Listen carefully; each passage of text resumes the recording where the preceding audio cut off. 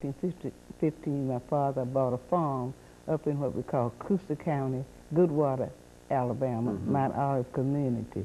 And so we moved then to the country on the farm in Goodwater there. Now, were you the only member of your family, or the only child in your family? At that time. At that time, but I have two sisters, Vesta Fuller and Helen McClung, are my two sisters. We lost Helen in just a couple of years ago, but my baby sister is still living, Vesta Fuller. And she still lives in Alabama? No, she lives now in San Francisco with her son.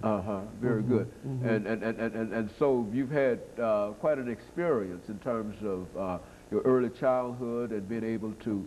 Well, what about growing up in Alabama during the time of your early adolescence, Ms. McCray? Yes, during the recent story of my life, they took me home back to Goodwater, Alabama. I had a chance to visit my home, my old church, my Baptist church that I was a member of there.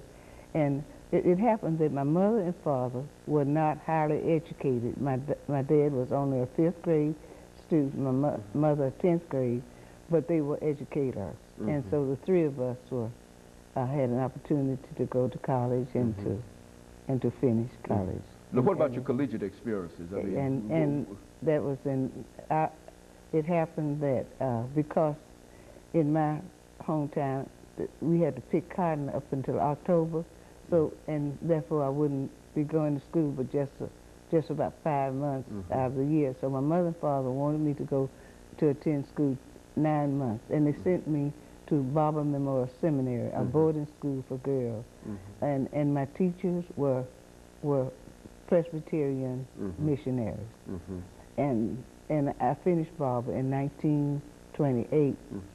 In 1928, then by that time my father was at Tuskegee again as in charge of the physical therapy department at the Veterans Hospital, and so we moved back to Tuskegee then, and I spent my college days at Tuskegee with a major in business education, and all the activities that were going on, I participated. I was a member of the Tuskegee Choir, and the choir was being directed by William L. Dawson.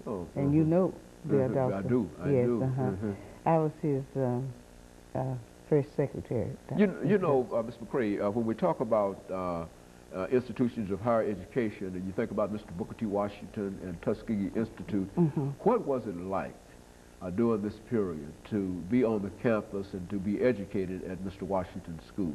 Well, you know, Tuskegee required all of us to say that we would be promised that we would be of service, that is, that we would pass on to others what we learned there. And I remember our class night that I said that I wanted to be a secretary because I wanted to do what I could to help. And I have worked most of my work at Tuskegee. I worked 44 years with students at Tuskegee, and I have worked mostly with men. And my husband, William Buck, was a very jealous husband, and because I worked with men, he gave me a pretty hard time about that. But it happened that because I think I made a promise that I would do all that I could to help, and I have kept that promise throughout the years.